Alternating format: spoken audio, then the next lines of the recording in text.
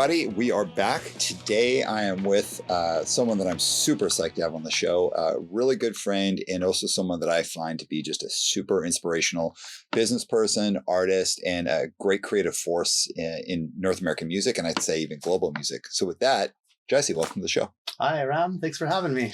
All right. So for the uninitiated, for people who don't know, who are you and what do you do? My name's Jesse, and I'm a guy that's been recording, underground music and alternative music for about 25 years out of Vancouver, British Columbia. I started when I was really young, when I was about 14 years old, and started recording bands on weekends, and have kind of built a recording studio over the last 30 years or so. Which is insane. Like I actually I think you mixed something for us in your parents' basement. Yeah, I started in my parents' basement when my older brothers moved out, and having portable recording systems that I would bring to people's houses in East Vancouver. Even as early as when I was in grade 9. Grade 10. I started at about 14 years old, and I'm about 44 years old now. So it's been about 30 years of recording bands. So let's go all the way back to the beginning. What was your first real introduction to music where you're like, oh, like that's my thing, I'm into that? Yeah, my parents are big music lovers, so there was tons of music in the house all the time. They're both have massive record collections, and alternative music as well, not just mainstream music. Also, both of them I'd say are pretty serious audiophiles as well. My dad being an electrician, he's also kind of technologically inclined in that way, like always tweaking his speakers to make them sound better. And, I definitely grew up in a house where records was a prominent part of my life. I started being given music as a gift for my birthday and Christmas and stuff like that, as early as about grade 1 or grade 2. I was given a ghetto blaster. Maybe that's not the correct word, a portable sound system. In grade 2, and started asking for cassettes. It wasn't too long after that, that my tastes in music started to deviate towards like my own self versus the music that was chosen for me by my parents. So, so pretty early on, I knew that, music and particularly recorded music was like a strong interest of mine, and sound as well.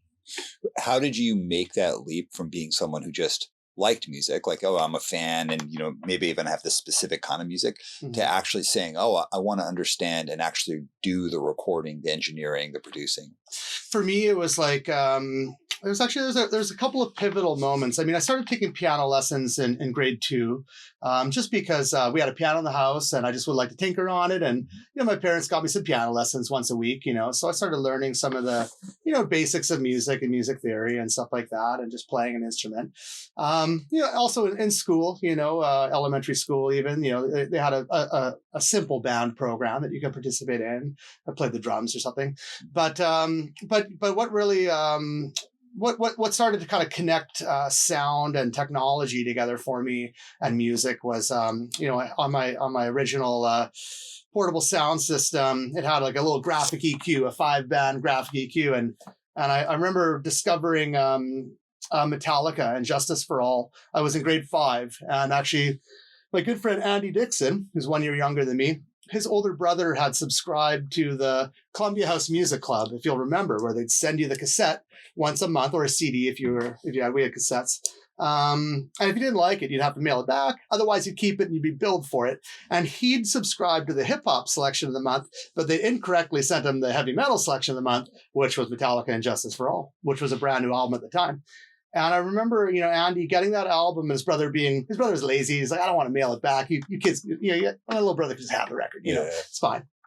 So, and us listening to it and being like, this is cool. This is way cooler than Bon Jovi. Like we like Bon Jovi and stuff at the time. We're like, this is heavier and more threatening and more cool.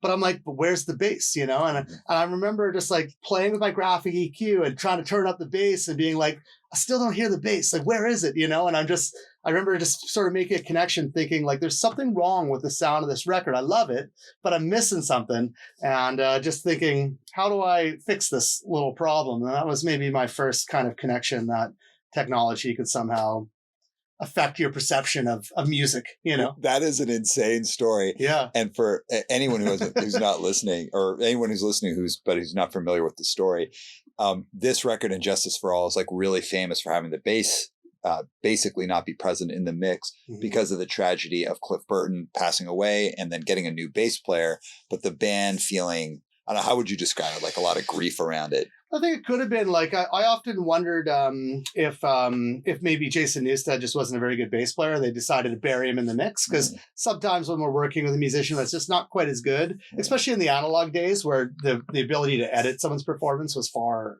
less, almost non-existent to some degree. I thought that maybe his bass play wasn't very good, but somebody released the record and Justice for Jason, where they turned the bass up. And his bass play is awesome on it. I think it was an aesthetic thing. They wanted the kick drum to be clear. And also, adversely, that record, the kick drum, I think, is the beginning of the kick drum sound that became punk and hardcore's kind of de facto kick drum sound for many years to come. When you listen to 90s straight edge hardcore, for example, or other forms of metal or punk rock, that kick drum sound it resonates through society for maybe 10 or 15 years beyond that, even to this day. So I think by losing the bass, they also defined the kick drum in a way that maybe heavy metal hadn't quite defined that aspect of the sound. And that's also something I noticed, and something I became kind of, aware of or critical of, or, not even critical of it. I like it, but it's something that started to make me think about music more in its timbre, not just its notes. Yeah. And then, of course, you ended up playing in if you're from Canada, especially from the west coast of Canada, the very legendary and much loved DBS. Yeah, I started that band very, very young. Again, with my friend Andy Dixon, who him and I discovered Metallica together, or his older brother introduced us to them by accident. We were kind of the kids, along with our friend Paul Patko, who were kind of into alternative music at a very young age. Metallica might not seem alternative now, but at that time they still were, at least to us, and our ability to discover underground music. And and also combined with skateboarding videos, which were often targeted towards older teens or younger adults. They would have, of course, interesting, new music. Like we discovered Bad Religion and Descendants and some of the 80s punk bands like that. So we started, wanting to start a band pretty early on, and taking guitar lessons and piano lessons and stuff. And that also kind of led to me being the recording guy, because Andy played guitar and Paul played drums, and I just sang, because having piano in a punk band is a little unusual. Sometimes I would play a little bit of keys on a record, and there was a few shows even I did, but it's not really a typical instrument you hear in that genre of music we wanted to make. So as such, I became the singer. Now, I didn't have to buy a guitar amp. I didn't have to buy a drum set. I didn't have to buy these things or do a paper route to afford these things. So I kind of bought microphones to sing into, and a little mixer for my PA system and stuff. And I started realizing, I'm only a few steps away from actually just recording the demos myself. I have the mics, so that's really, being the singer of that band also kind of transitioned me towards being the recording engineer. That, and also we recorded a lot of records in a high-end studio in East Vancouver called Profile Studios, where many other bands have recorded, DOA and SNFU and stuff. And our engineer Cecil English was who's still a friend of mine, was very generous with his knowledge with me as well, and very helpful in encouraging me to be involved. DBS, you guys got a lot of success right out the gates, like when you started playing shows, because you're really young. You had like a whole thing with like the shirts, and you had a whole thing. Yeah. Getting that amount of success when you were so young, and success, putting it like compartmentalize it in the right way. It's not like you were living off the band at a young age, but you had a lot of attention. Yeah. Getting that amount of attention, and let's say getting cool shows and all of that at such a young age, for some people that can set them up for failure, because it creates a sense of like expectation and entitlement. But it seemed like for DBS, it was something that gave you good momentum, but then you were able to kind of put your hands on the wheel and go in whatever direction you wanted afterwards. Yeah, I think for us, part of probably why that happened, and I definitely understand what you're referring to.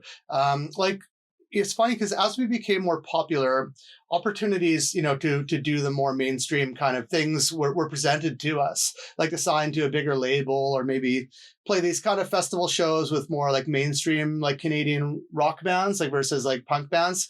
But us, like, we always wanted to be like cool, like we wanted, like we started in the underground punk rock scene, and those were the bands that we respected and looked up to, like the older people in our scene, like bands like a Spark Marker or Strain or whatever. Those were bands that were like, those guys are cool, but they don't do this mainstream thing, they do this DIY thing. And also in the 90s, like political punk rock, I think the politics of it were a lot different than they are now, and it was very much about like DIY, doing things for cheap or for free. Fugazi were obviously the kings of that, like $6 shows, $10 records, really keeping it bare bones, as cheap as it could be. And so the kind of mainstream success as being sort of a CanCon rock band was a bit like at odds with what our actual stylistic preferences are, or fitting in within our community. Yeah. So we kind of rejected a lot of that shit and actually kind of blew a lot of those chances. Like maybe if we'd followed that path by the time we were in our 20s, we could have been, I don't know, supporting the Warped Tour or doing those kind of big corporate events. But instead we actually kind of became a smaller band playing like underground hardcore shows. And actually the final record was our most DIY, where I recorded it and mixed it. Andy did all the artwork and put it out on his own record label, and we actually handled, even all our merch and stuff like that was silk screened by us. And, we did everything ourselves. So by the end of it, we had no help anymore, no labels, nothing. We did it all ourselves. So we kind of did the exact opposite thing of what you're supposed to do, and are far less famous band as a result. But I think it kind of transitioned us to being into a DIY lifestyle, of which, most of us in that band still pretty much live, if not all of us. Like Andy is a self-employed artist, oil painter, mixed media painter, but oil and pastel particularly, and is very, very successful with it, like world famous at it basically. And for me, recording our last albums and getting what attention we had from that really transitioned me into it becoming a day job for me to do that for other people. Yeah, and it's an interesting story, DBS specifically, because there's a case to be made of when you said, hey, like we kind of blew some of these things. Mm-hmm. we wanted to be part of our community. Yeah. And then there's the case to be made of like, well, the number of stories of people kind of following that trail mm-hmm. and blowing it in a totally different way are just mm-hmm. so numerous. Mm-hmm. And you see a band like, let's say Turnstile, who's kind of walking that mm-hmm. perfect path. Yeah, they are. Yeah. And they've mm-hmm. done it well. Yeah. But that's like Turnstile. Yeah, yeah. Right? Like that's like the band and one of the very few bands. For me, the DBS. Very unique and very talented as well, Totally. Like beyond mm-hmm. what they've done is so unique and so mm-hmm. cool. And I'm not even leaving aside music, just the way they've conducted their band. Mm-hmm. But the amount of bands that have ended up burning on the sides of the road is just innumerable. Absolutely. The DBS story, and what's so interesting to me is like, it just seems to me to be like a band that meant so much to maybe a smaller group of people that mm-hmm. was possible, but that really resonated with people. It's still with me today. And I know, let's say like Damien for Fucked Up. Yeah. These kind of like unexpected people. Mm-hmm. It's such an imprint on Canadian music for people who knew about it and set you guys up in such a like established way where people are like, oh no, those guys are cool. Like they're ethical. They're not like those corny weirdo dudes that tried to like try too hard to make it go. In fact, you actually try to throttle it back to do what you wanted. Yeah. For me, that it's such an important calling card for anyone who'd want to work with you as like an engineer or producer, because of the way you conducted yourself when you were really young.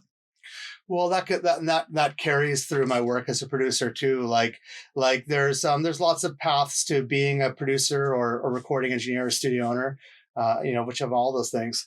And there's a path where you sort of attempt to grow into, maybe you start as cleaning the toilets at the big studio, and then they allow you to make the coffee, and then they allow you to go and pick up lunch, and then next thing you know, you're cleaning up after sessions and all that, and then move up to maybe assisting on sessions, and one day you may even become the producer or the chief engineer of a session, and you're on a salary, but that's not at all the way I've done it either. It's for me, it's kind of a tortoise or the hare sort of scenario, and with this stuff, like I've just, the concept of the studio is not for me to, take out a multi-million-dollar loan or try to acquire something like that and build a studio. And if you build it, they will come. That's not at all the philosophy of the studio. The philosophy of the studio was to work within the means that it had, to let the business grow naturally,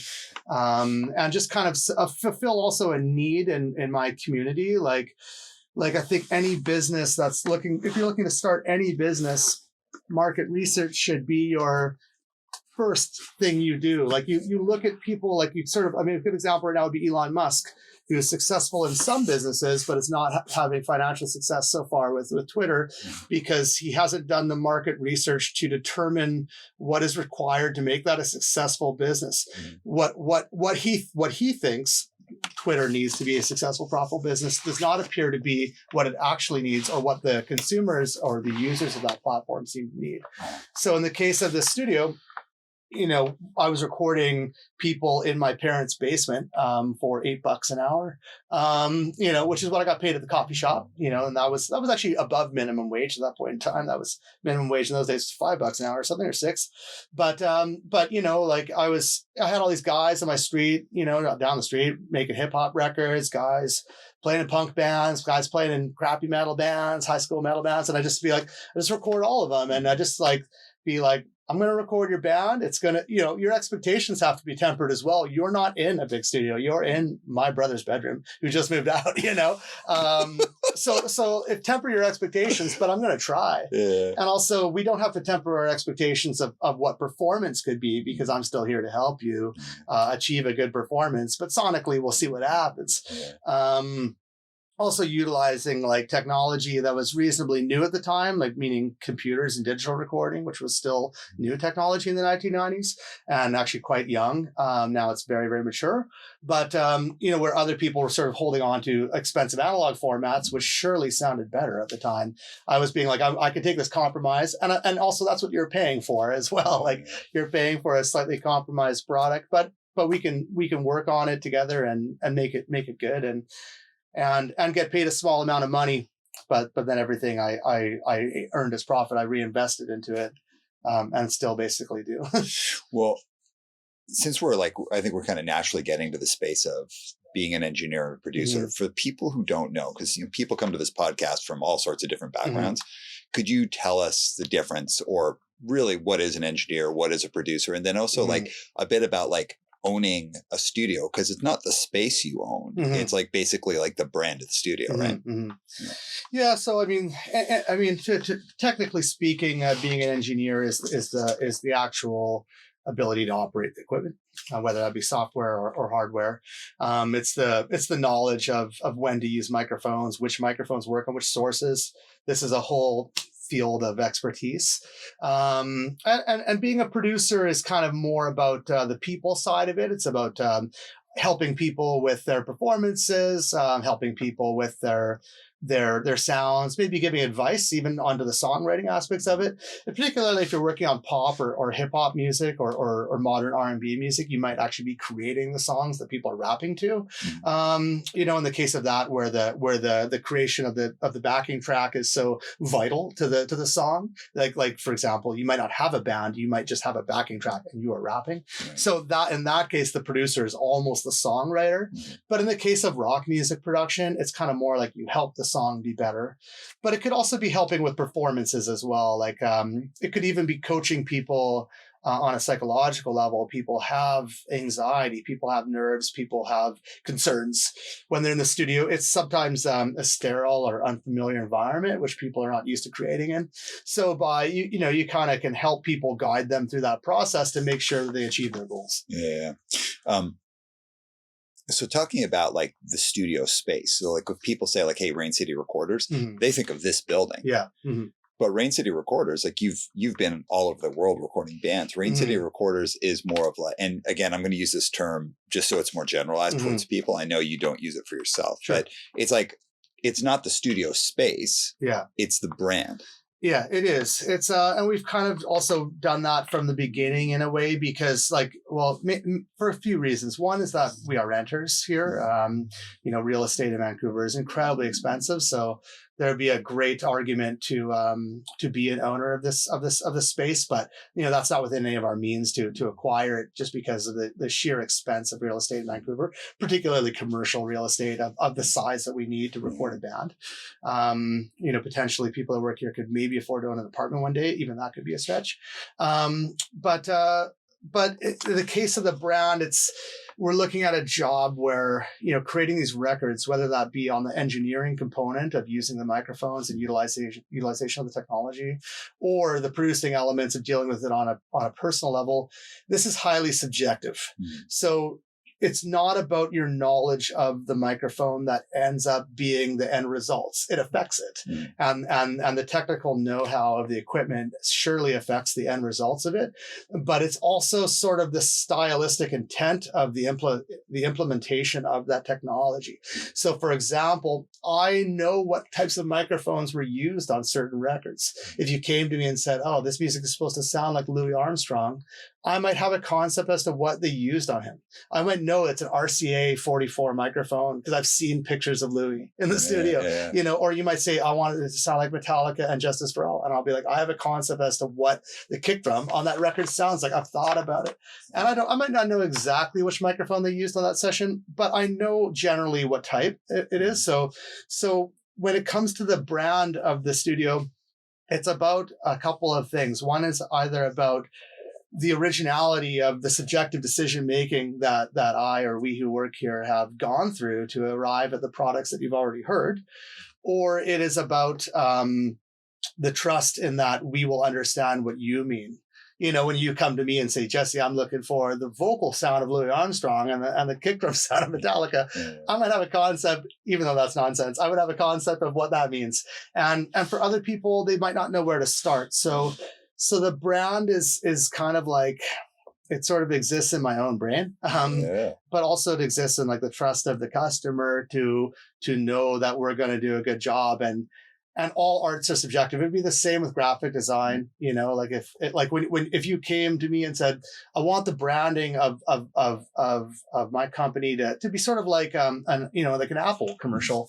Well, I would know what that means. Lots of white, lots of simple bold images, lots of clear fonts. Like you would know. And if you went to a graphic designer that didn't know what Apple's branding looked like, well, you probably would not be very good at your job. Totally. So that's it's a trust in your customers as well, right? So, well, and this brings me to something that I know you're passionate about, and it's such an important part of not just this conversation, but I'd say just in general. Unless you work in like a totally regulated industry, it's about charging your value. Yeah. So I love what you're saying. Like if I go to a designer and I say, hey, I want it to look like an Apple commercial, what that means to them, what it means to me is like, I want it to look like, have lots of white light and be like kind of clean with some bright colors. But what it means to them is like, oh, this, and this. Yeah. There's a name for that. Yeah. There's a style. Like you would learn that. Totally. And all of that is based on hours and hours and hours of work and research and experience. Exactly. So getting to where you are today, the dollar amount that you charge is based on literally getting and Justice for All, noticing there's no bass and the kick drum stood out from you and everything that's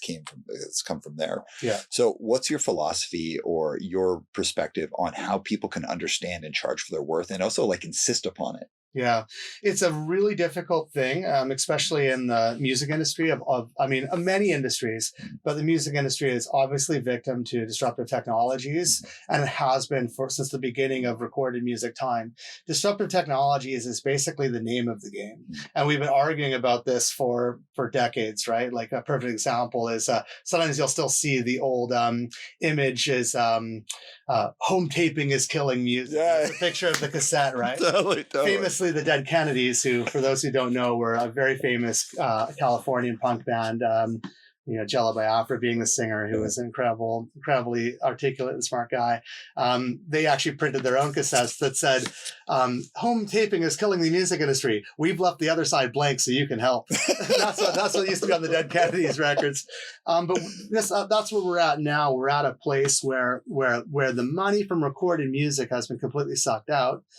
The money from live music has really ramped up, and people charge a lot more for their concerts, and should be. I'm an advocate for that, especially even on a local and DIY level.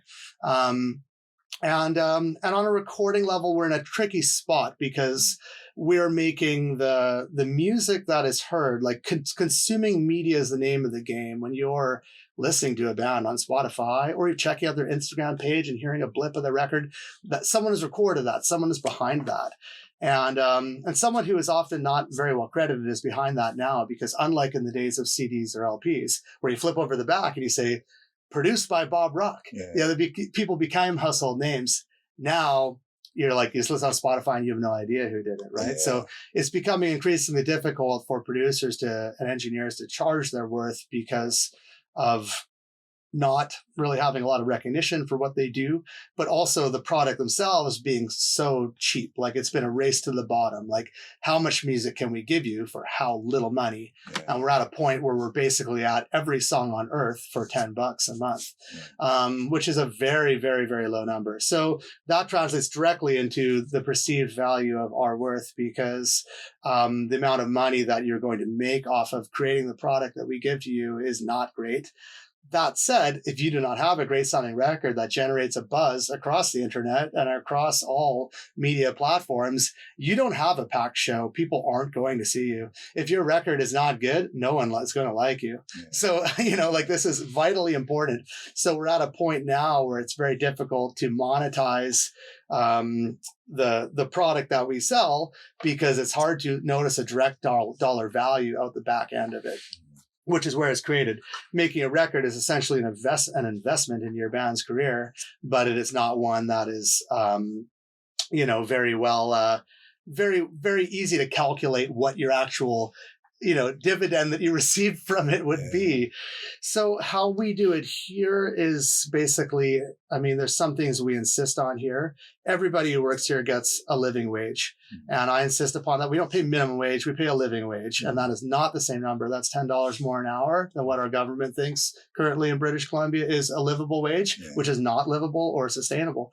So we have to charge that. I have to make that. So when there's two people working, we both have to make that.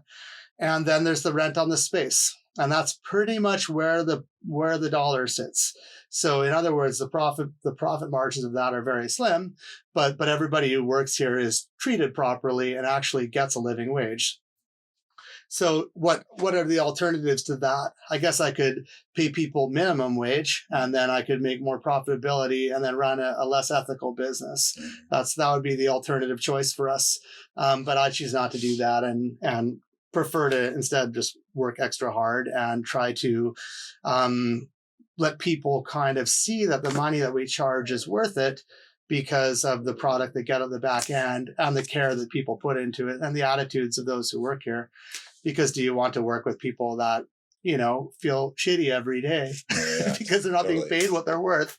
To me, that's not fair. And I do see there's a lot of competition from other studios, particularly young upstarts. There's some studios in Vancouver there's one studio I heard were recently charging $150 a day. Mm-hmm. And that's to sit at a console that's worth $200,000. So someone's been bought a $200,000 console, or maybe they took out a loan. I don't know that person's financial situation. But I'm like, that race to the bottom is something that is not part of, in my opinion, DIY culture or an ethical work environment. That's something that is not sustainable, will not create happy people that work there, and probably will not yield very good product out the other end of it, because it's a race to the bottom that is going to be a squeeze upon the labor that it takes to create that product. So I want to contrast two things, and I think you're already saying what I think the answer is going to be. But when we look at DBS and the last record, so the silk screened it yourself, you recorded it yourself, like Andy did the art, he released it itself. So everything was tightly controlled and was DIY to make it as cheap and affordable and as like in-house as possible. On the flip side, you also are talking about like being a business owner though. You do have that level of control, but you're much more focused on making it sustainable. What DBS was doing at the end, it was the end of the band. It wasn't sustainable because you weren't trying to go off and be like a totally vastly touring band. You're like, as we're going out, we're going to do this exactly how we want, even though we know it's not sustainable. Whereas the way you're doing Rain City Recorders is sustainable and it is based at actually charging a higher amount, but that higher amount is about giving everyone what they need to live effectively and be creative. Totally. So the thing, there's a few things to unpack about that. One of them is that when DBS did their last record, it was 1999 or 2000 or something like that. So at that point in time, selling 10,000 albums would be considered a commercial failure.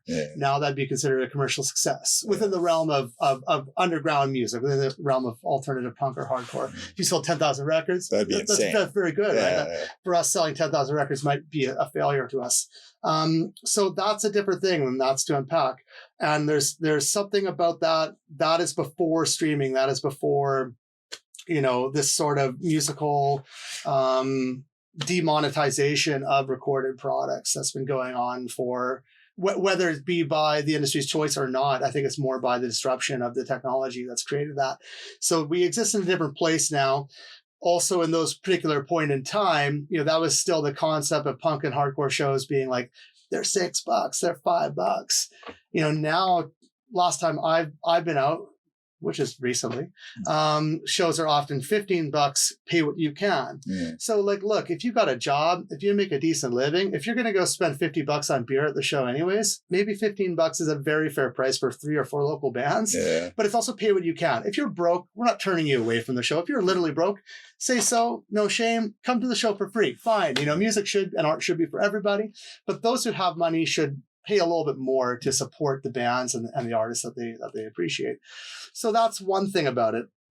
Also, at that time when DBS did the DIY records, we're talking about a time that was sustainably completely different in the sense that the disruptive technology that we used to create the product was brand new, and it was very keenly aware of those running the more old school and expensive analog studios, how that would affect it. They thought that industry would be eliminated.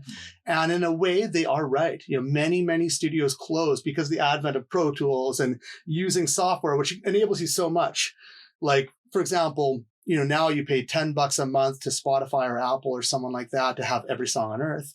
Well, now for $300, you can buy a piece of software, which gives you $1 million worth of equipment, technology in your box, in your thing. So this is disruptive on both levels at the same time. I was keen to adopt the disruptive technology of digital recording and utilize it to make cheap records for myself and my friends. But as time has gone on over that, the industry of recording has become cheaper. It has become less profitable. There's no question about it. There's lots of services you have to peel back on to make that still sustainable. And bands, on the other hand, the concept of the $6 show, we need to lose this concept. It's not fair. It's actually too much value for the consumer who's paying to go, because that's only 30 minutes of work, even at a minimum wage job, to achieve it, which is not quite enough for your 4 hours of fun seeing great musicians play locally, right? So, and you see it on these big touring acts, particularly, who are just jumping on it, and to a degree that I'm also not supportive of. Paying $2,000 to see Bruce Springsteen, he can fuck himself. Honestly, he can fuck himself. I will never pay that. That's too much. $2,000 is maybe our month's entire wage to see you for 3 hours. That's also out of step with reality, right? So in the case of something like there's two results happen. So we had a disruption in the technology to record the bands, which enabled us to record it for cheaper, but also meant that you got paid less to do it, but also you had to pay less in maintenance and support. I do have a nice console now and all these things, but ultimately, this is the center of the business, which only costs $400 a year to have this technology. So I don't need to pay as much into building it. I do have a large studio now, but that's after 30 years of very, very slow growth. But on the other hand, it's created an entire industry that did not exist before for me. When I was recording DBS, I did a fine job. It sounds okay. Other people in my community liked it and hired me to do their jobs, but it's not on the level of quality that a band on a major label or a band that's trying to actually have success would accept now. People are expecting of a higher quality, and the types of compressions and algorithms and things that it go through. By the time you're listening to it on your phone, on Instagram, your data, your music has been shrunk down to a very high degree, which means that it better sound pretty friggin' good for it to sustain that shrinkage of going down to being on the phone speaker, which is incredibly low resolution. So in a way, the demand for high fidelity has become higher as we're listening to music on shittier platforms, like not home stereos, but we're listening to it on phones and laptops and stuff like that. But also it's created a new business model, which is people recording themselves at home like DBS was, but hiring professionals to mix it. And that's something that people are willing to spend money on because it's really obvious to see the value at the other end, because trying to mix your own music is difficult and often sounds kind of crappy. Whereas hiring a professional to do it, you'll be like, wow, that's so much better than I could have possibly made it. And the fans at the other end who are listening to it on all these different platforms, earbuds, cars, phones, laptops, hi-fi systems, like everything, the movies, TV, everything, that translatability of it is something that a professional is required to kind of achieve. And that's where we're spending money at. And you can definitely find a way to monetize it in the sense of playing bigger shows when your reach is greater. I love that you brought up that idea of like punk and hardcore and underground music evolving the model of the economy. And that this is why I wanted to contrast both DBS as DBS was kind of going out with that final record, and then also how you navigate the business world now. I think people in general, when they're starting in any kind of endeavor where there's not like a lot of regulation or clear pricing guidelines, struggle with pricing yourself. Absolutely, well. So my company, I remember the second company retreat we did, my whole team at the time, which was like 5 people, they took over the ship. It was like a mutiny. They're like, we're charging more money. You have to. And they forced me to. Totally. And I was like, I actually like had like a really hard time with charging what I'm worth. And I did it at first because I was new in the industry. I wanted to outgun my competitors and I wanted to bring greater value for a lower price. And I got good at it. I made a space in the market, but when I made that space in the market, I became very reticent to raise it. I was like, oh, well, what if people leave? And people were like, everyone on my team was like, this is unsustainable. What you're doing is you're not paying yourself enough. You're working crazy hours. It's not good for us. So we raised our prices. Nobody blinked. Totally. Raised them again a few years later. Nobody blinked. And we just did our most recent price raise, which is all just about keeping up with like cost of living, market value, all of that. Very, very small price price raise. You have to adjust for, But I had to get used to it. And part of it was, hey, I'm a consultant. I'm starting a business. I'm earning my space. So I will earn the right to charge more money. But part of it was because I came up in punk and hardcore and it was like $5 shows, you know, all of these things. And so much of this is based on like kind of like that Discord model. Exactly. Which was amazing. Like the best. Like it disrupted, you know, we're talking about the music industry being disruptive. It disrupted the music industry. Exactly. And it doesn't mean that it still isn't a useful model as a starting ground, but it's also being too chained to something that people started doing in the late 70s or early 80s doesn't make perfect sense in 2022. No, we do not live in the same world anymore, and you have to adapt to that. Right. Yeah, and the thing is like you talk about when you started your business, you were charging a lower price to get into the market to offer a service, but you also had less experience as a person, as a consultant to do the work you were doing, and therefore you should be paid less for it. You know, your experience does not command as high a price. But as time as time goes on, you feel resistant to the price increase, and you're concerned as a business owner about raising it, and you're going to lose your clients and all kind of stuff. But the thing is that it's okay to move into that higher range of market when you can afford to and navigate it. And you can do it slowly and thoughtfully because there's someone else younger than you and less experienced than you that could take the space of the cheaper person, right? There's a motto that we always use in recording, and I'm sure other industries use it too, which is better, faster, cheaper, pick 2. You can have something cheaper and you might get it faster, and you might get it cheaper, but it's not going to be better. You can have something better, but it's not going to be cheaper, but it also might be faster.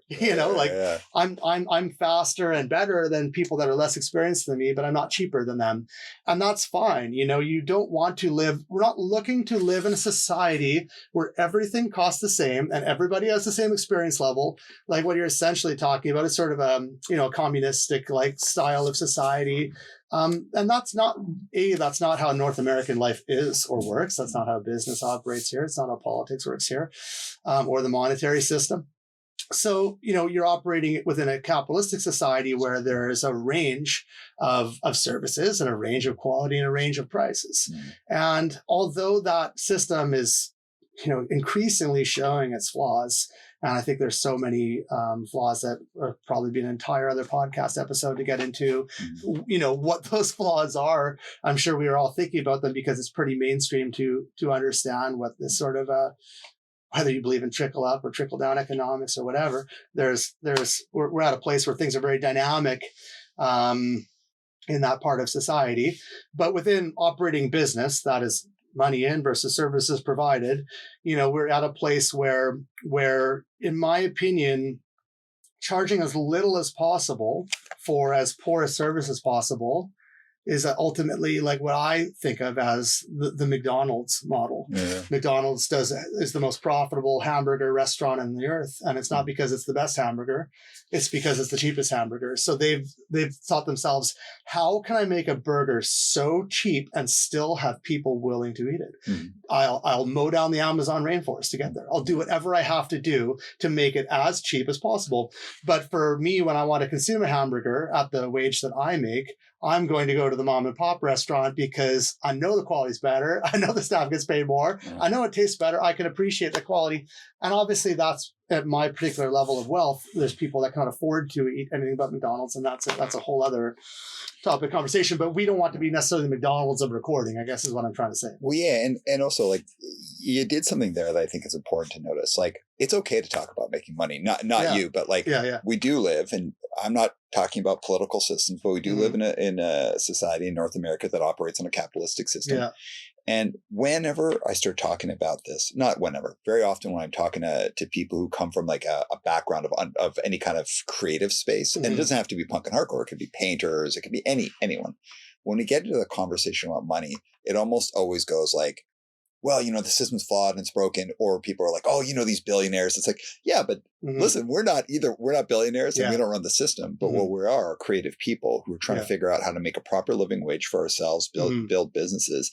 And one of the things that I really encourage anyone who's coming from, if you're starting your own business at all, whatever it is, you have to become comfortable with the money conversation. Yeah. And you have to understand your worth. Yeah. There's some industries where it's super clear, but there are many where it's not. Exactly. Like what is my business worth? Well, what my business is worth, the way that I always boil it down is if I call someone, whether or not they answer the phone, if I call one of my clients unexpectedly, who are all very busy people, if I call them unexpectedly, will they take my call or call me back right away? Right. That means what they're paying me is worth it because they recognize, hey, the time that I spend with this guy is actually important. Yeah. It matters to my process and how I lead and how I run my company. If I call people or email people and they don't respond to me, then I'm probably charging too much or I'm not effective in what I do. Totally.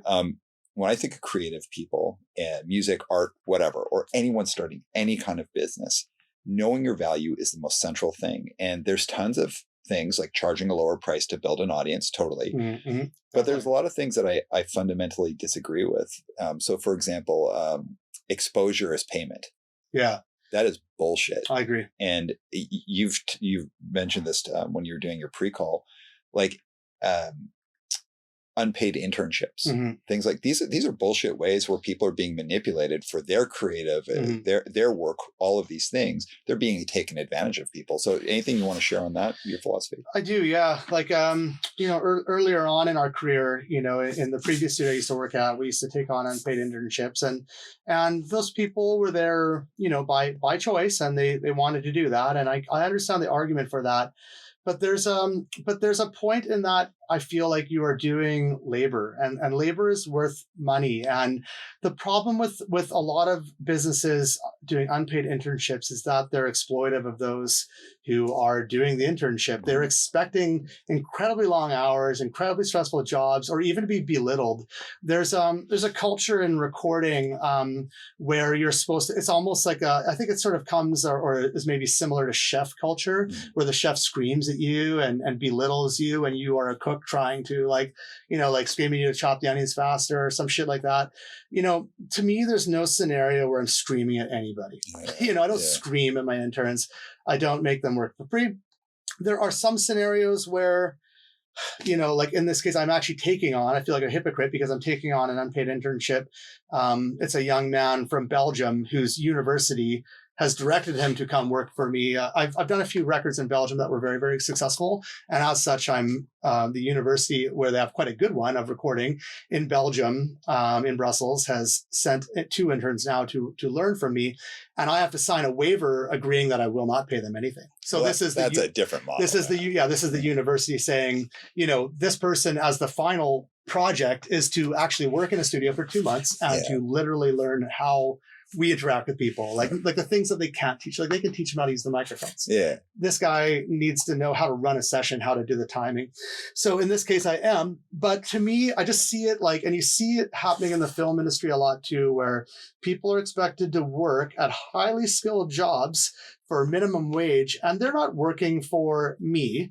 They're working for huge corporations making movies and TV shows that cost millions of dollars. And the human sacrifice is the part where they skimp on.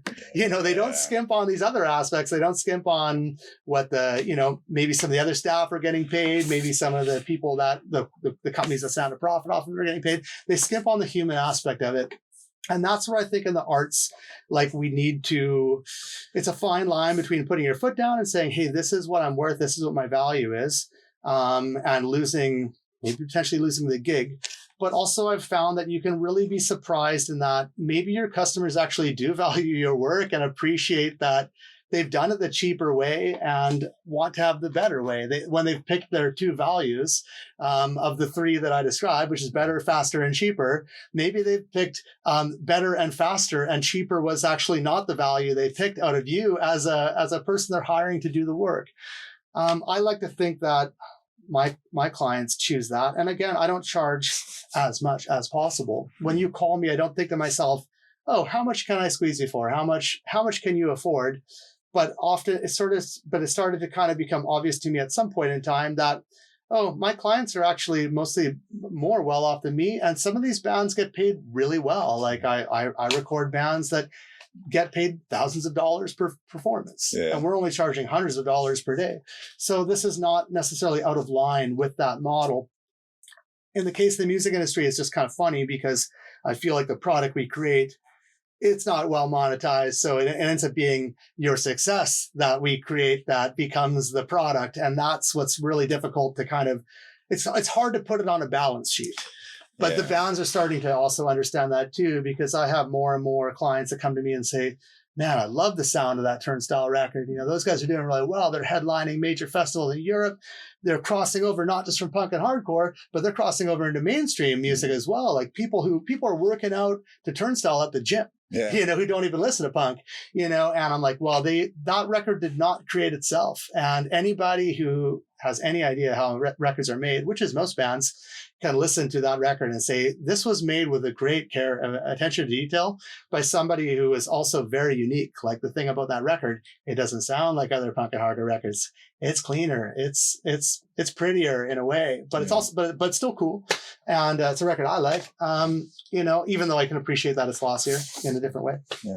I don't know. So just as like a funny story to add to it. So, the band that I play in, which you're familiar with, we were supposed to do this tour this fall.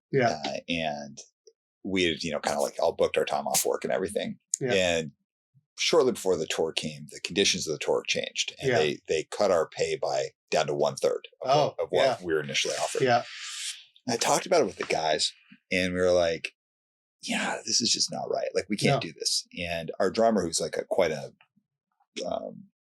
he's done a lot of stuff musically. He was like, yo, like we cannot do this as a group of people. And we're all like older people. We played a lot, and it wasn't an ego thing. It was more of a like, hey, you need to pay us what we're worth. Like we're not worth a ton, but we're worth more than what you're not nobodies. Yeah. And you're adding value to that show. Well, even if the value is like, hey, we're the semi kind of entertaining thing before the main event, it's like we're even that buffer.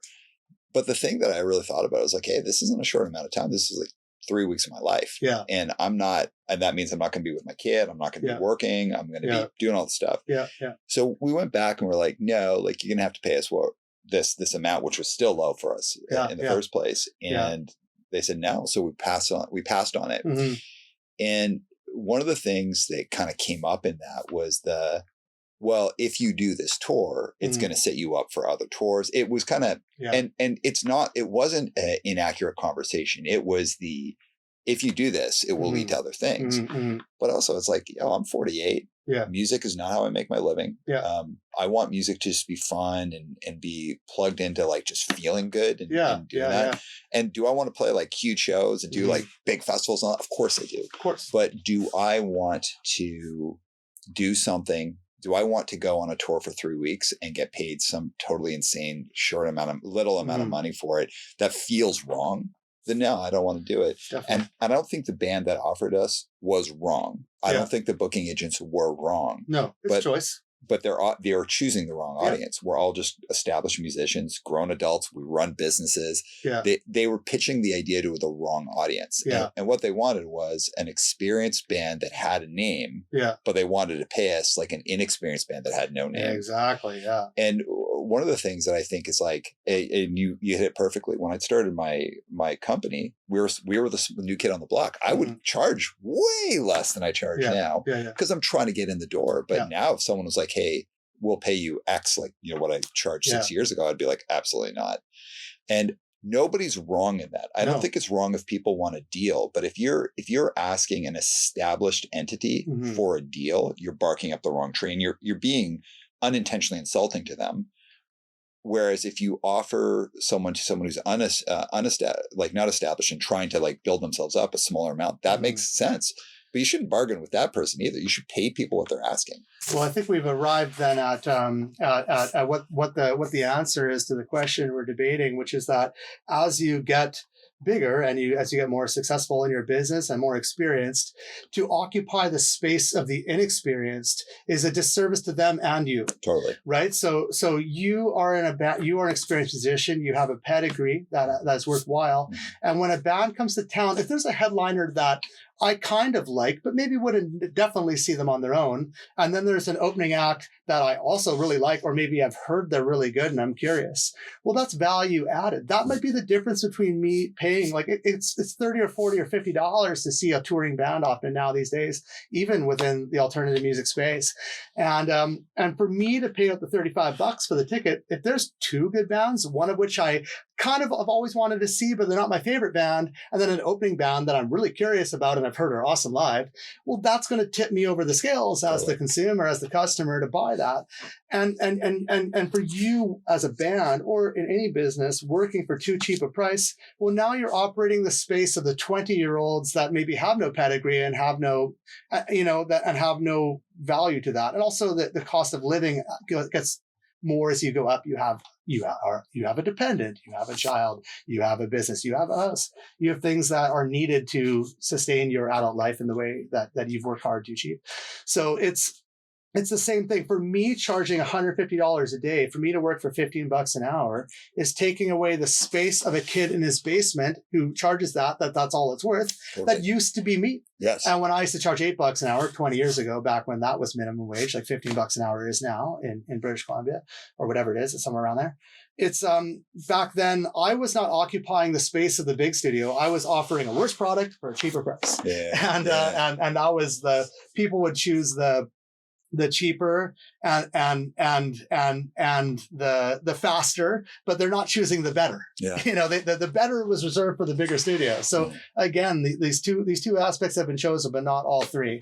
And maybe you need to shift your kind of model to being like, hey, I'm faster because I'm experienced, and I'm better because I have experience as well, but I'm not cheaper. That's for that other space. And that's how a healthy society, a healthy economy should probably run. You need to occupy those spaces. And maybe also, to give a little credit where credit's due, McDonald's feeds the world, and it feeds the world to people who make minimum wage and can't afford to eat the $20 burger like some of us can sometimes. Totally. So it's and they do occupy that space. But for you to do that when if McDonald's was offering the quality product of something much more, well, then that's not healthy competition. That's unhealthy competition. Well, if we go to like kind of a McDonald's model, and man, I love what you just said, that whole idea that's like, listen, there is a whole ecosystem of businesses. Mm-hmm. And when you stay in a space for too long, you're keeping that growth from going on.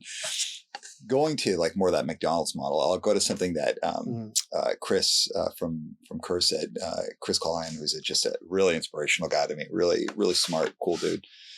We were chatting, and we were talking about like, as vegans, and should we look at something like McDonald's as a good thing? Mm-hmm. And he had such a great point. Mm-hmm. So I'm just gonna, thank you. He had such a great point. And his point was like, listen, like when we were kids, what we were kind of fighting for in a lot of ways was that vegan food would be accessible by everyone, and that every restaurant would have vegan food. And he's like, so in one way, if McDonald's has a vegan burger, mission accomplished. Yeah. He's like, but I think the conversation a little bit deeper is that McDonald's doesn't want the meat eaters. They don't want the cheap meat eaters. They don't want the expensive meat eaters. They don't want the vegans. It's like, they don't care about any of it. All they want is all of the money. Yeah, exactly. And it was like, if you really think about it, it's about like an oligarchy. Yeah. And so if we break that down, if I think about my business, it's like, I don't want all the business. No. I want a very specific kind of business. Yeah. I know who my audience is. Yeah. And I keep moving my company towards that audience, just like you keep moving. I want the good bands. I don't want the crappy bands. Right. Let the 20-year-old record the crappy bands. I want to record the good bands. Right. With experienced musicians. That's that thing about like growing a business, developing a business. Like money's not a bad conversation. It's a good conversation because it also allows you to understand like what's ethical for you, what's appropriate for you, what's appropriate to ask people for money, but also how to move your company so that there's space for the people who come behind you. There's people for the space ahead of you, and we're all adding to that ecosystem. With that, how did you start getting comfortable? When and how did you start getting comfortable with saying no, or dictating back the terms that people would have to respect in order to work with you? Well, for me, it was actually similar to what you described, where it's like some of your colleagues and peers and staff around you and stuff like that started demanding that you charge more, and it was sort of explained to me in such a way that like, again, it's like, do you want to participate in the race to the bottom? Do you want to suck the quality out, or do you want to demand what you're worth? And for me, I mean, I'm not saying that I've necessarily even achieved the balance of where I think that is. This is an ongoing thing in flux, particularly like in an industry that's been demonetized, and an industry that's been disrupted very, very much so by technology, particularly over the last 20 years, but also for all time. And for me, I don't know if there was an exact turning point. It's something that, it's a tap you turn on very gradually, and you play the waters, and you see what people can actually afford. Also like, you just have to also, it comes down to a little bit in a belief in yourself as well, where you have to say like, hey, like, am I going to lose a client over $5 an hour? Like, if $5 an hour is the difference between you working with me or working with the guy recording in his mom's basement like I used to be, then maybe I'm not good enough, or maybe I don't believe in myself enough. But I'm confident that I do have skills to bring to the table that the less experienced person has. So it's a belief in yourself. And it's also just, again, to look at it being like what is, like for me, like going back to the kind of like, sort of Discord model as you describe it, or the $6, $5 show model. You kind of looked at that when I was a teenager, and I understood it as being like, capitalism is charging as much as you possibly can all the time. And it is. But capitalism is also charging as little as possible all of the time. The race to the bottom, how cheap to make the burger. That's capitalism too. Capitalism at its best is when people are successfully making an honest living and can exist in a middle class lifestyle to some degree where they don't have to be in poverty or they don't have to work themselves to death or something like that, which is literally happening all over the world every single day. So to me, I had to kind of shed that notion that like that charging more was capitalism, and that's bad. That's greed or something like that. But it's not. Greed is charging too little. Charging too little is greed. Charging too little puts the pressure on the human cost of running the business, the human cost of providing the burger, and we can see the damage that does, like McDonald's mowing down the Amazon rainforest to grow more cattle. There's an in-between, there's a sweet spot that exists, and the middle class of kind of capitalistic North American lifestyle is something that's in a very precarious balance, more so every year, more so as we go through time and sort of see how the economic models that have been manipulated and exploited by governments and taxation policies and stuff like that have not really trickled down to the working class. In fact, they seem to be trickling up, and statistically have been trickling up for years. We kind of get to that point where you're operating somewhere within the middle of these two sides that are pulling apart. And the belief in yourself and the belief in your brand and your business, I mean, it takes a little bit of ego to kind of like believe in yourself and have the courage to say, hey, I'm going to work hard. There's also ways that you can add value with, to people's cost. Like, for example, we sort of talked about how do I operate a business in a space in a disruptive space like this, like the recording industry, the music industry, which is, a shitty kind of industry in a lot of ways, but also capable of being very profitable if you're good at it, or sustainable, even in the case of this studio, which it has been now for 25 years. So like, to me, it's like, there's certain things that we don't do that other studios would have done back then. Like, you used to sit in a chair that massages your back while, between your vocal takes. Here you just sit on a regular chair. You used to be like, I provide you gourmet coffee throughout your entire session. Now I'm like around you now, we're going down the street to JJB and grabbing a coffee because, it's coffee break. I don't provide your food for you while you're here, but also you don't pay for that either. Like what you pay is actually goes to, me and my assistant engineer and our landlords too. But so there's, it's a funny place to be in that way. And sometimes it's really at odds with some of my upbringing and being like, how can we make this cheaper? How can we make this more DIY? But I've started to realize that notion is actually more capitalistic in a way. And, charging as much as possible for everything you do, well, there's a risk in that because you might have less customers. Totally, man. People can feel that too. Well, and yeah, it's an interesting balance, because again, I'm always thinking of like, unless you work for a big corporation that dictates prices, this discourse that we're having right now, like that's it. This is the thing that people think about. Yeah. And I'll go back to this experience of like, we didn't, I don't know if I'd say we turned down a tour, I guess we did. But after we asked like, hey, no, like we have to go back. And they're like, no, that's the offer. So we didn't do the tour. Yeah. I'll tell you this. I've done tours. Yeah. I've played shows. Yeah. And I've made records. And doing something that felt inherently wrong. Yeah. Like felt like, no, like I'm not giving up 2.5 weeks or 3 weeks with my kid. I'm not going to ask my bandmates to do this. Like, I'm not going to do that for such a small amount of money. Yeah. And at the end of the day, it's not even about the money. It's about like, hey man, like you're not wrong for asking this, but I'd be wrong for agreeing to it. Exactly. And that brings to mind just a few scenarios. Like I told you, when I first started this business in my parents' basement when I was 14 years old, I charged, minimum wage, right? And that's also the quality of product I was offering was a minimum wage type quality. And that was fine at that point in time. But you don't want to set that bar so low that you can never ever recover from it. Like you don't want to end up feeling emotionally taken advantage of.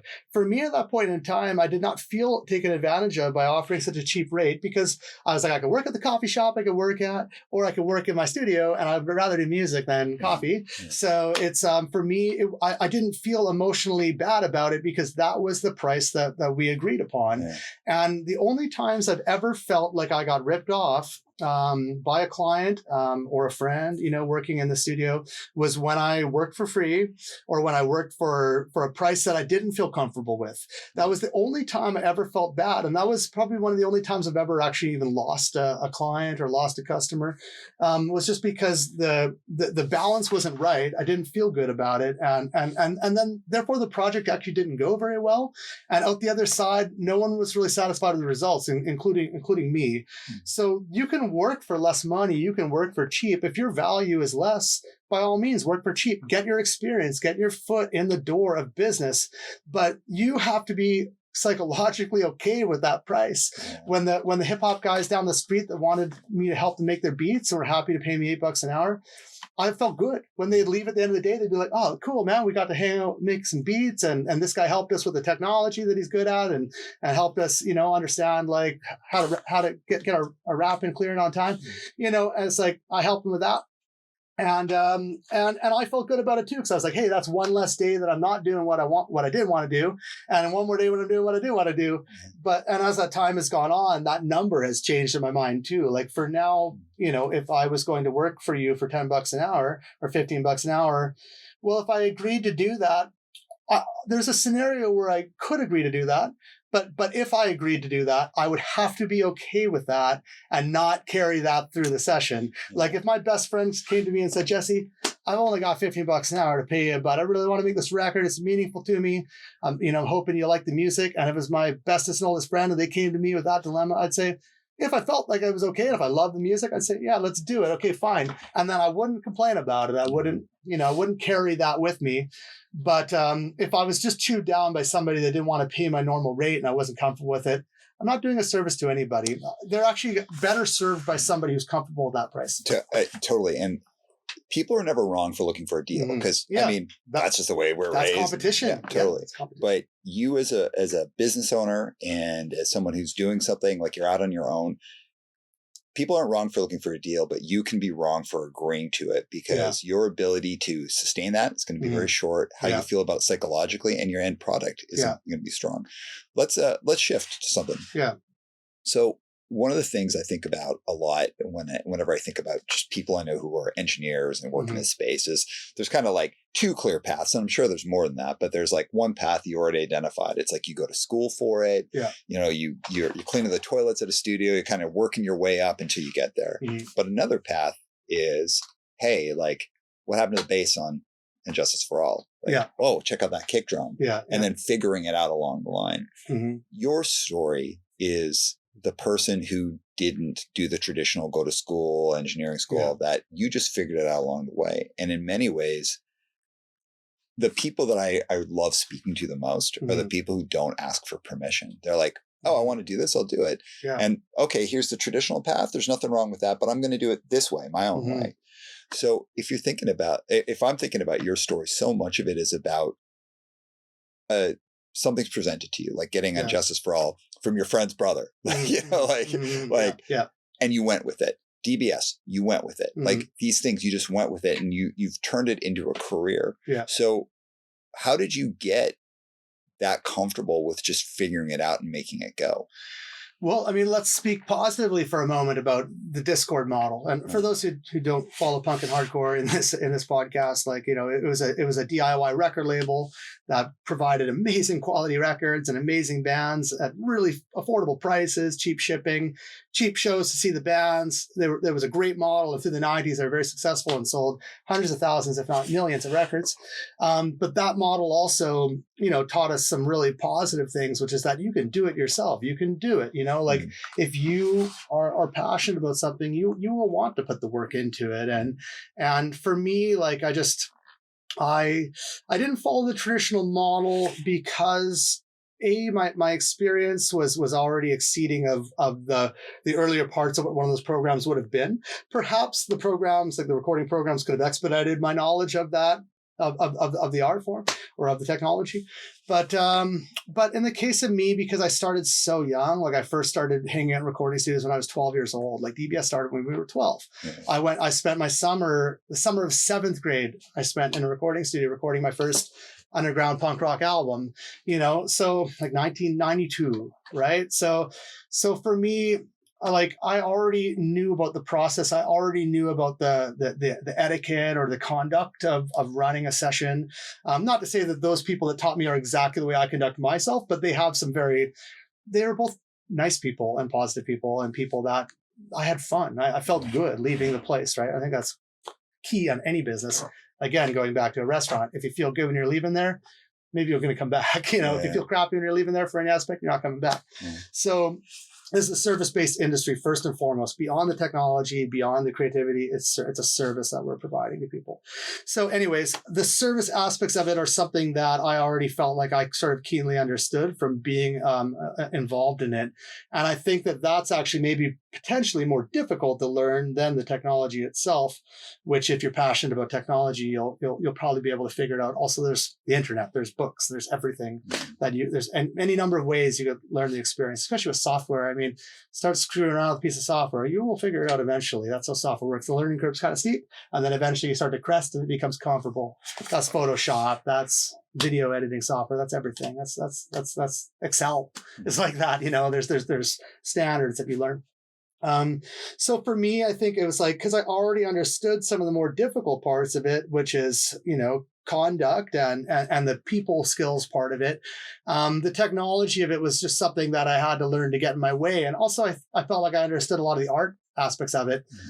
So for me, getting the technology to behave in the way that I hear the sound in my mind was the biggest hurdle. And I'm not there yet. I'm actually not satisfied with the records that I'm working on yet. I'm actively pursuing better sound than I currently achieve all the time. And that's to the point that last night I was driving to the grocery store.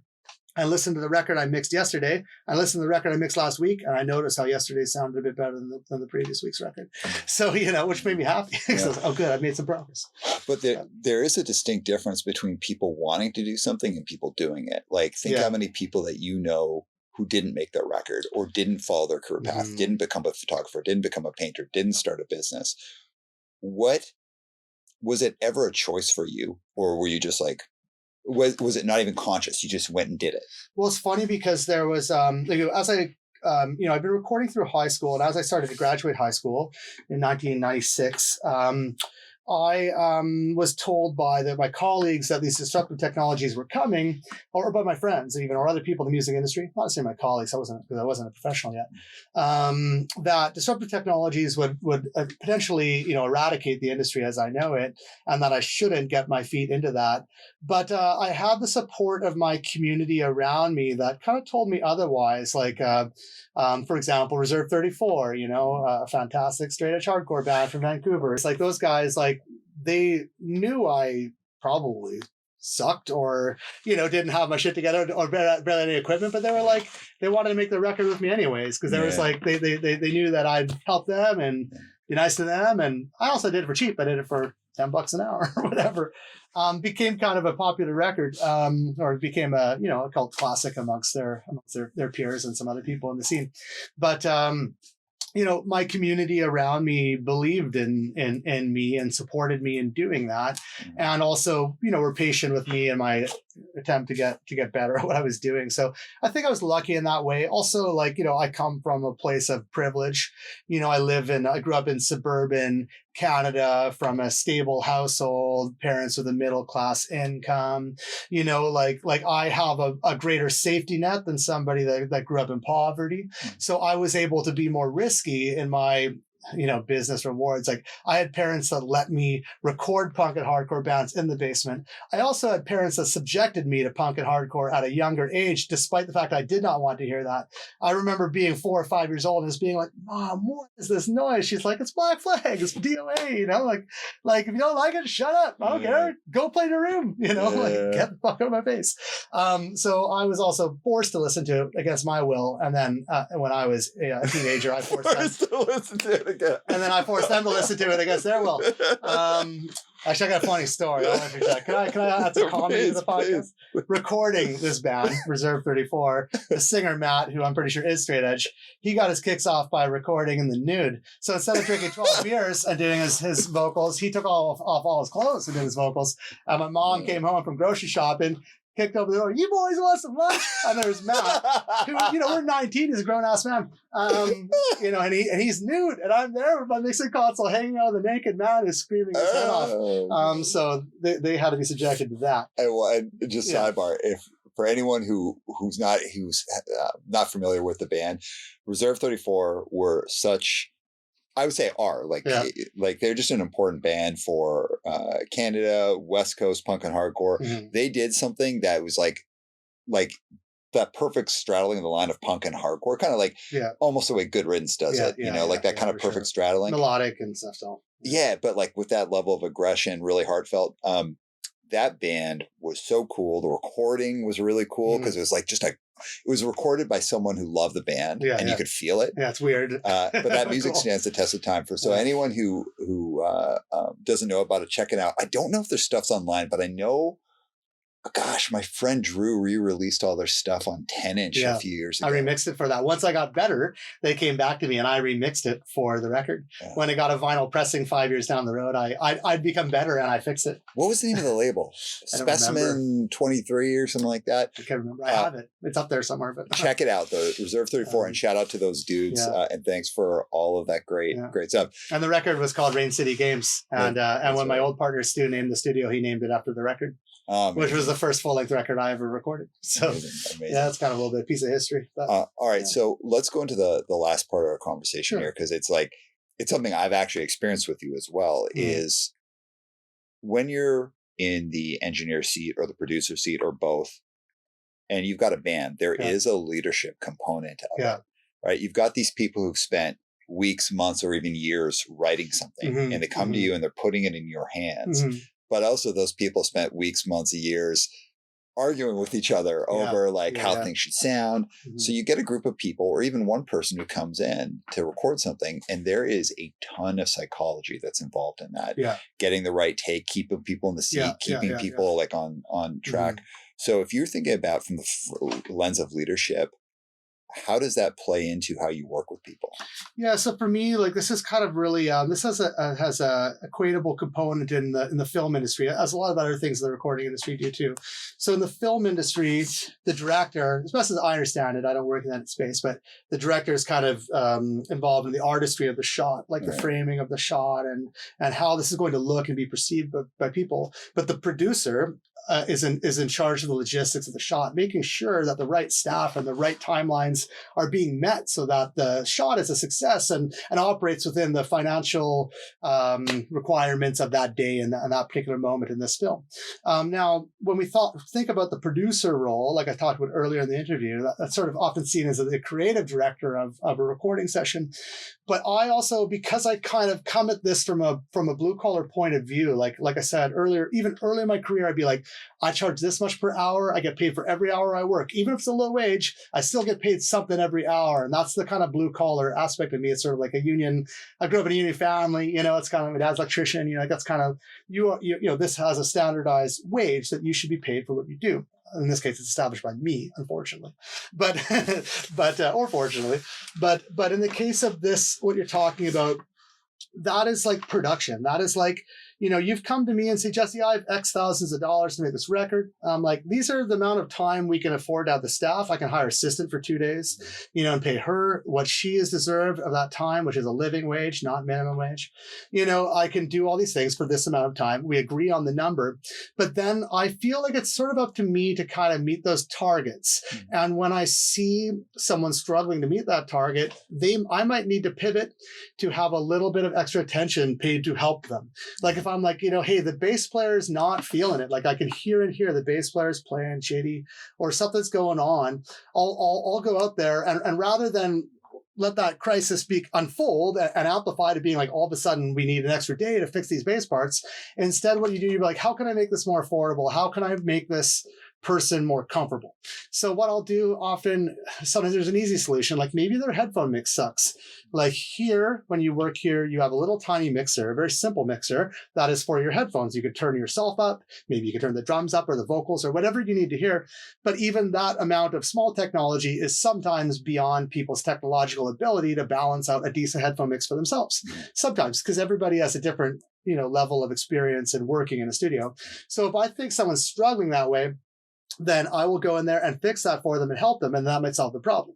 Or maybe in the case of some bands, some people play better live. Like if you're recording a rock band, if you think of that, drums, bass, guitar, often you'll think some people feel more comfortable playing together. Like often a drummer and a bass player feel like a connection and they've rehearsed together and play well together. But sometimes the guitar players are a lot more comfortable doing it after the fact. Once they know the drums and bass are laid down, they'll be more comfortable overdubbing it after the fact, which is a possibility.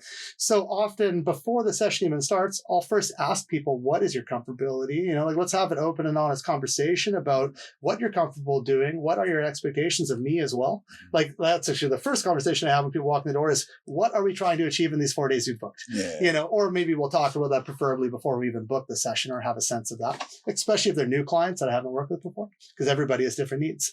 So there's an aspect of that, of being prepared, and also just like, it's also sort of a philosophy as well. Like you talk about people have argued in the space, people have been together in the space and stuff like that. So you speak about it as if it's come from a place of like an adversarial space or a place where people have been at odds with one another leading up to that point in time. But the thing is that when you're making music, everybody's interests are entirely aligned. The goal is absolutely the same, which is make the great record. That's my goal. That's the singer's goal. That's the drummer's goal.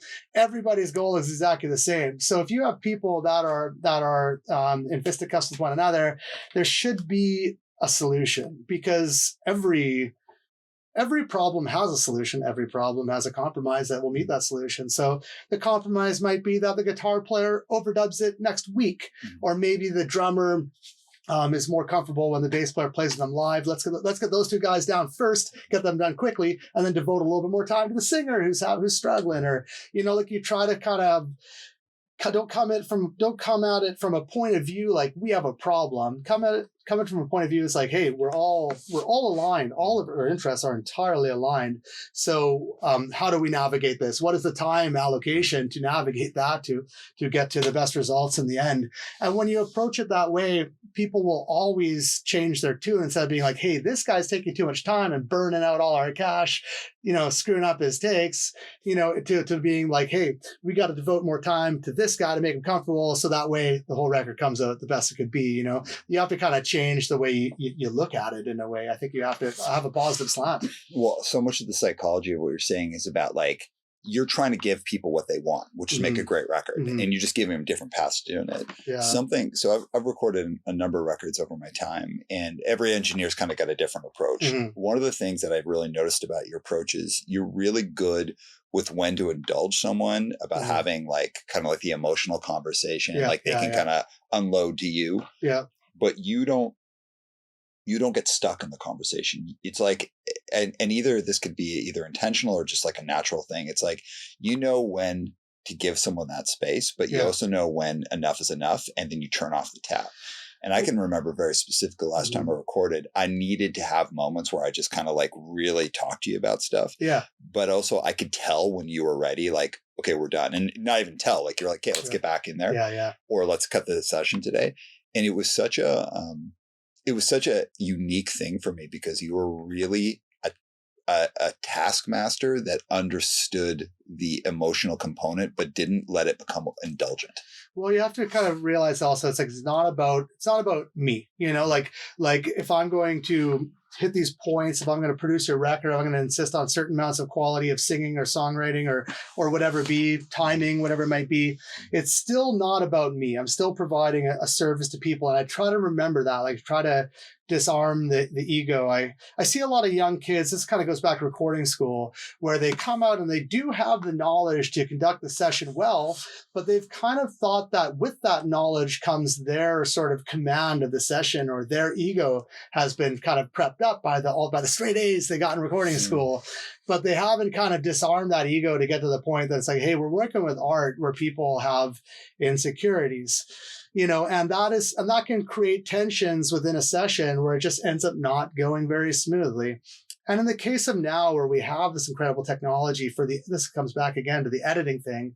It's like we have this ability to look, if I'm recording a singer who's a little out of tune, I kind of know instinctually what the threshold is for acceptability and quality within the price they've asked for. And this comes back again to that circle of threes: better, faster, cheaper. Sometimes you have to compromise slightly and just repair a little bit with editing in the mix. Like sometimes you have to do it, like you can save a little bit for post-production.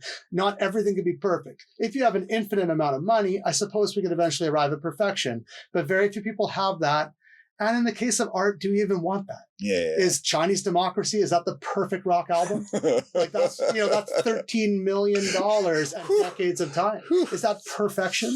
I don't know if that's perfection, right? I kind of think maybe Reserve 34 is perfection, and that is a weird, shitty album that we love. Like it sounds like crap because an idiot recorded it. But it sounds like the right, and I don't think it sounds like crap, but it's perfect for what it is. It sounds cool, but it sounds perfect for what it is. Yeah. So I mean, also I think there's also one more thing I just want to bring to it before we switch gears, is that I've noticed with people on Earth as individuals, as human beings, that a lot of the time the people with the loudest voices don't necessarily have intrinsically the most connection to the music or any given task that they do. Sometimes they're the people with the biggest ego or the most confidence. Sometimes the person is very shy, sitting on the couch not saying anything, has actually a lot to offer to the music, in particular the session. So sometimes you also have to navigate the room. Like you're dealing with four people that all have different personalities. One guy might be the leader of the band who's actually the quiet guy. He's actually the shy guy. He actually wrote those lyrics and has a real vision for it. And then maybe the drummer's got the big ego and wants to get the fucking bass turned down and,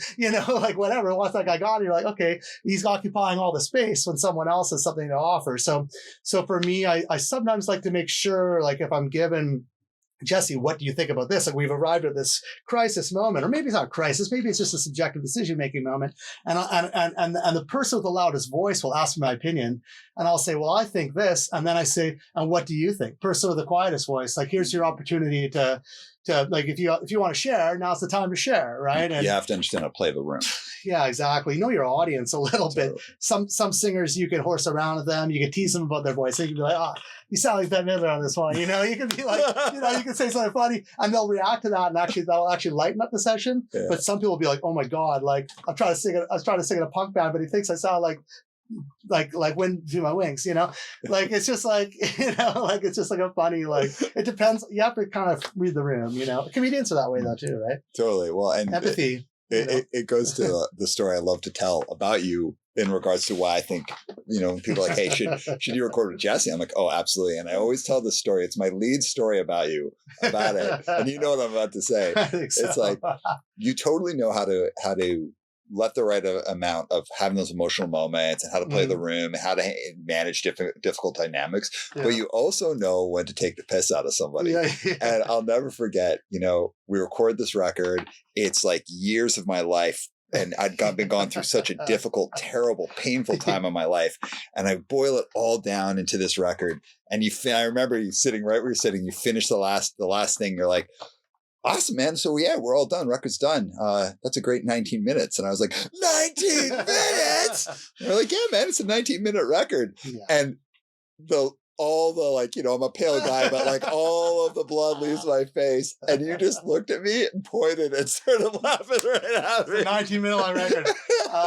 Well, also the teasing is in most Western societies, definitely ours. Teasing is the most sincerest form of flattery, right? You tease the people you love. You might tease your wife, your partner, or your husband. Like teasing is a way. Like if I didn't trust that I love you and that you also love me as a friend, I wouldn't take the piss out of you that way, because you would know that I came from a place of caring, right? But that was hilarious. It was exactly what I needed, which is like, dude, don't take it too seriously. Yeah, all the blood, sweat, and tears for 19 minutes. And also, I'd like to say that, like, sometimes the things that seem like a huge crisis in the session with the band, to me, because I have the experience, I've gone through it before. There is an exit out of this problem, Totally. And it is just music. It is just money, for that matter. It's not. It is not rocket surgery. That's what we always say. People don't die, even if you're in your job, like you're going to try to coach people, give people great advice. But I'm sure there's some times where something didn't work out the way it was suggested. Like we're all human beings. My wife works in the sciences, which you'd think is all about making things perfect all the time and being scientifically replicated all the time.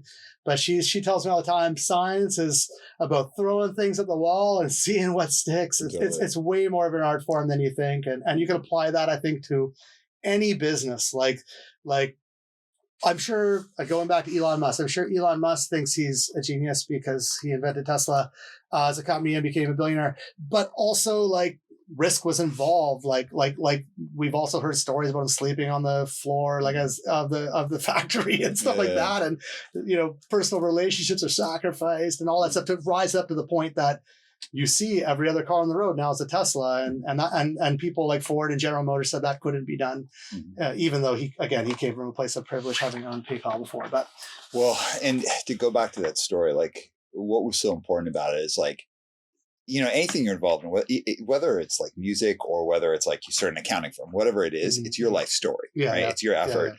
And the way that we can think about our own stuff, like we're the hero of our story, right? And so like we can make it seem like this monumental thing. And once in a while, you just need someone to elbow you or in this case, point at you, laugh a little bit and be like, hey, it's just, dude, it's a cool 19-minute record. It's awesome. Like it really helped me close the door on that project and be like, okay, it's 19 minutes. That's what a hardcore record is. That ability to move with people is something that I think is portable to any industry. So if you didn't do this today, like you could go off and you essentially are like this incredible project manager. You could project manage a lot of incredible stuff. But we are getting to the end of our interview. So before I ask you 3 questions, which are going to be increasingly difficult, anything that you want to cap off on, like anything you want to share, any ideas you want to put out there, and also like how people can learn more about you and Rain City Recorders. Yeah, I have one concept I wanted to share. Maybe it's sort of alluding to what you were talking about, making your record, the blood, sweat, and tears. The concept of sweat equity. Like you do get out what you put into things. The energy and the sacrifice you put into your business should be paying you back, hopefully on a monetary level, but also hopefully on an emotional level, particularly for those who own their own businesses and are self-employed, which is the place that me and you come from, which is what we're relating on today, even though we work in different spaces. So I would just want to say that, like, you're not getting anywhere without sacrifice. You're not getting it without sweat. You do need some luck. Coming from a place of privilege, like I've been, it's obviously enabled me the framework to take greater risks, like Elon Musk did. He came from a place of being wealthy already, was able to take a risk starting a car company, which is, you can only imagine how much that costs. So I think anybody watching this, working in their own, starting their own business can take that I don't know anybody that hasn't sacrificed or felt pain for success. And you had to go through a certain amount of pain to make your record. And then when the record came out, all the reviews I read were joy. Everybody's like, hey, this is a record that I'm excited. This 19 minutes are a joyful experience to me, like it's exciting, even though for you wasn't necessarily always that way getting there. And it's like, that's everything. Like look at the musicians that come from hardship. Like look at, like James Brown or, anybody, just drop it. Even the people, like, look at Taylor Swift, look at the sacrifice she's made. She's been performing since she was a child, on tour since she was a child, to be the largest musician in the world now. And look at her now, still writing song after song after song, cranking out 2 albums a year. Taylor Swift is coming from a place of sacrifice and pain to make her incredibly successful, to make music that brings people joy or comforts them in their sadness. Yeah. And also Taylor Swift definitely knows how to monetize upon that, and her team, by being wildly successful on a financial level too. And, deservedly so. That said, I'm not paying $2,000 a ticket to see her. So to me, that is outside. That becomes capitalistic to the point. And maybe that's Ticketmaster, or maybe that's lack of regulation from a government perspective, whatever it is. A lot of people are pointing the fingers. She is also pointing the fingers at Ticketmaster or her management or someone. But, whatever. That has become disembalanced now. And I'm not going to see her concert that's exceeded the point that I'm willing to pay. Yeah. I'm not paying that. I'll pay $100 to see Taylor Swift. I won't pay $2,000. So, there's that aspect exists without everything. And about Rain City Recorders, for us, we just try to be transparent about what you get for what you pay. One thing that I can say is that I do not know how long it takes for you to make your record. I don't know how many mistakes you're going to make. I don't know exactly what your expectations are right off the bat. But I have a clue as to what it is. And most records, not all, there are some that go a little off the rails, but most records we complete within a day or two of what the expectation was of the project. So expectations were communicated by the customer. Expectations were agreed upon by me, including the price component, which we already spoke about. And if I am on my game as a producer, in the film industry role of that job, then most of the time I can reach those targets within a reasonable margin of error. Like maybe say within 5 or 10%. Like maybe you thought it'd take 9 days and it took 10, or maybe you thought it'd take 3 days and it took 4. But it's within that reason, and delivering on people's expectations is the key to repeated customer success. And that works for McDonald's. You expect the 69-cent hamburger, you know it's going to be this thin, you know it's going to suck, but if that's what you can afford and your expectations are met, then you're fine. Also, when you pay for the $25 burger, you expect it to be of a very good quality, and if it's not, you're never going back. Yeah. So there is an expectation of the consumer. There's that to be delivered by the provider of the service or the product. So I think that the success of this business is being able to meet on that. And in the case of when I was a teenager, I charged you $8 an hour. You expected a lo-fi kind of punk rock record. That's what you got. Yeah.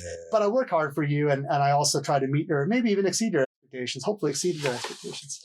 So, that's this key to any, to being customer satisfaction. When you look at the consumer reports of products you buy, he's talking about material things here more than services, consumer reports. Customer satisfaction is the number one thing you would look at. If you're buying a new car, are people satisfied? If you don't expect it to run forever, it will break down. But does it break down within a reasonable amount of time within your expectations? That's what you're trying to achieve. Mm-hmm. So, yeah. All right. So you ready for your 3 questions? Yeah. Okay. Question number 1. Yeah. What's one trait about you that you've had to work on to be successful? So it's a trait that would have disrupted your success if you hadn't worked on it. For me, it's like disarming my ego. Like I used to have a larger ego when I was a teenager. I'd be more likely to become hot-headed, or just kind of act with a little bit more like an alpha kind of personality trait. And I used to bring that into the studio, where sometimes I would become more like adversarial with people, or I'd kind of feel like if someone wasn't playing up to my satisfaction or something like that, I would maybe encourage them in a way that was not sympathetic to their needs. Mm-hmm. And I've learned over time, give people space, and maybe if the record doesn't meet that target, maybe if this person needs an extra day or 2, that's probably better than pushing them or forcing them or making them do a crappy job that they're not happy with. Just it's okay to make mistakes. It's okay. You can cut yourself some slack. And also, just for me, I am a perfectionist. I'm a workaholic. I'm absolutely obsessed with my work, and just cutting myself some slack too, being look, not every record is 100%. If I'm hitting high 90s, I got to cut myself some slack. I can't, if the budget of the record's been spent and the band is satisfied, don't spend 3 more weeks of your own time burning yourself out doing nights. Mm-hmm. One more thing I could say too is also cut yourself off. For me, I work a 10-hour day. That's already 2 hours longer than most people work in a day. And I do that to add value to the band for the daily rate they pay, because recording is expensive and I want to get paid a fair wage. But I sacrifice a few extra hours of my own time to let the band have space to breathe and to work a 10-hour day where they have a little bit more of a window to get comfortable, to have lunch, to chill. Maybe I get a coffee, whatever.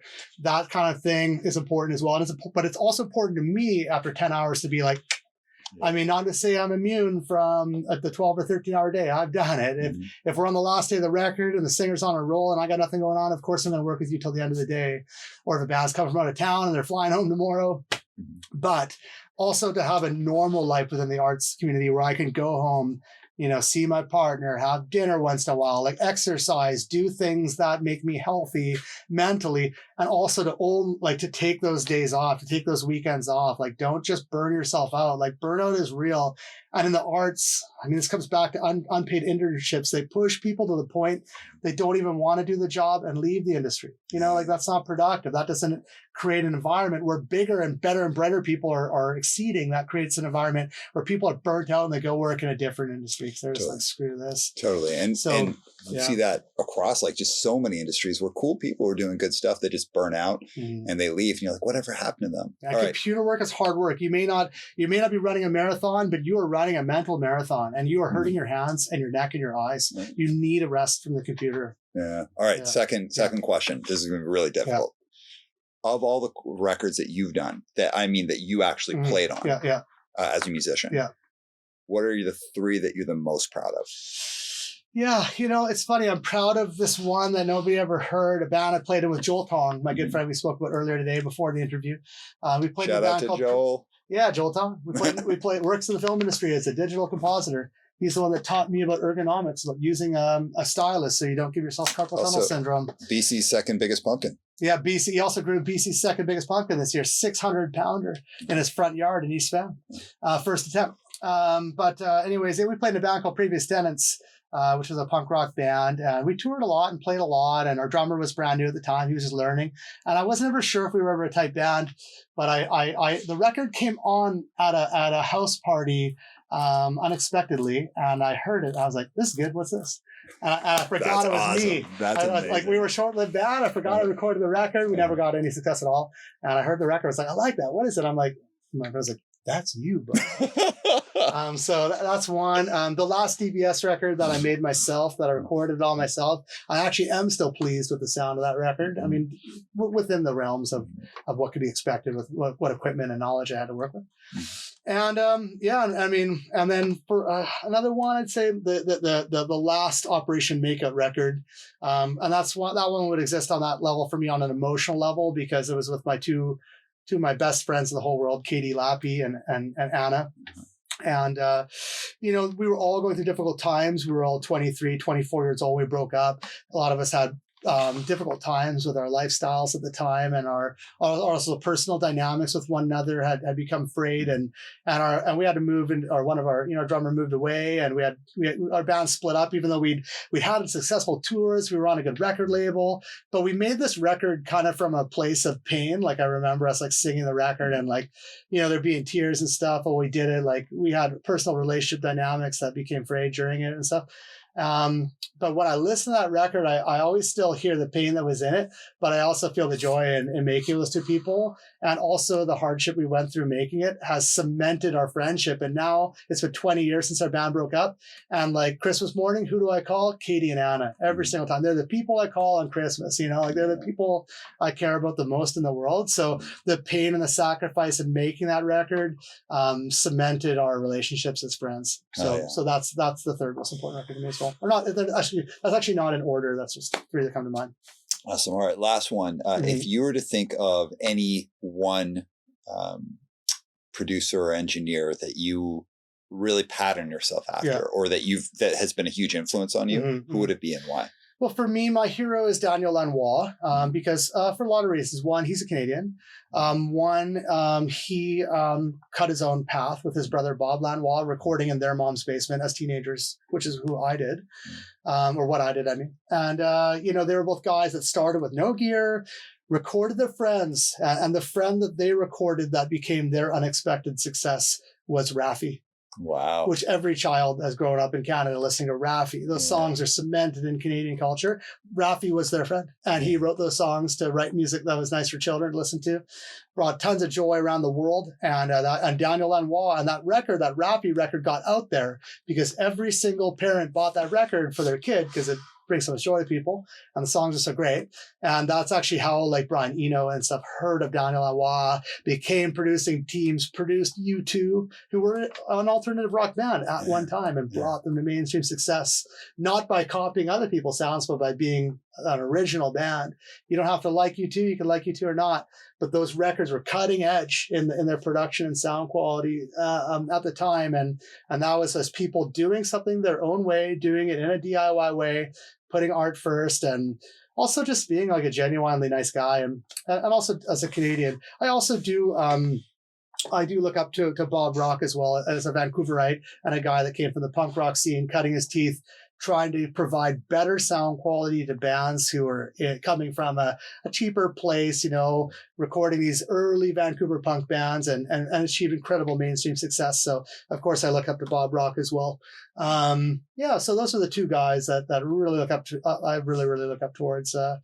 There's a few other people too. There's a couple other people I really admire. I admire Steve Albini too, as well, coming from a punk rock space and building up a studio that became basically a world-class facility, coming from a punk rock place and doing that through blood, sweat, and tears and knowledge. So that's one. And not a guy that's was afraid to put out an unpopular opinion. He really wrestled with music culture, which I thought was really cool. And a lot of things about his opinions I don't agree with, and a lot of his work, a lot of his philosophy I don't agree with, and that's awesome. I'm glad there's lots of opinions to be shared. I think we can all learn from that. Totally. I think. Wait, did you want to say anything else before? No, I'd say I'd probably wrap it up. It's just one of the first came to mind, Emily Lazar of The Lodge, the best mastering studio in the world in New York. She's got the best ears. So I look up to her from a pure hi-fi fidelity nerd level, Emily Lazar of The Lodge. I hope one day one of the bands I record can afford to master with her. Right on. Yeah. Awesome. Jesse, it has been a huge pleasure. I knew this was going to be a cool conversation, but there's something about it's because we know each other and we've worked together and we spent long hours. There's just a certain kind of conversation you can have with someone, and this has just been the best. So thank you so much for your time. All right, thank you so much for having me on this podcast. Just like really an honor to be spoken, to get a chance to speak with you, and just also I hardly ever get a chance to ask about the business aspects of the music industry. I'm always usually talking about the technology or the art, and it's fun to be able to explore some of the other sides of what actually makes this machine tick. So thanks again for that. Awesome, you bet, man. Yeah. All right, everyone. We will see you in the outro. And Mike, drop the beat.